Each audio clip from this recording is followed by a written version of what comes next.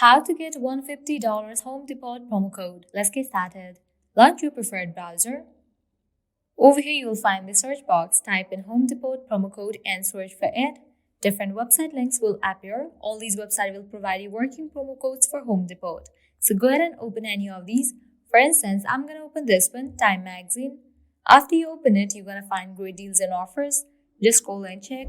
10% coupon code, $50 coupon code, $25 coupon code, $100 coupon code, and many more. Now you have to head towards any of the offer that you want to use. Just go ahead and click on Show Coupon. Make sure to check the expiration date of your coupon code, whether it is valid or not. If it is valid, you can copy it. Then you can head towards the website of Home Depot.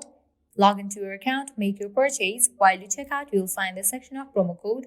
Over there, paste the code and you'll get the discount. Likewise, you can also try out these offers.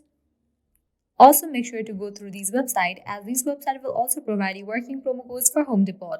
Well, this is how you can easily get up to $150 Home Depot promo code. At the end, if you guys find this video helpful, don't forget to like, share and subscribe to our channel. Thank you.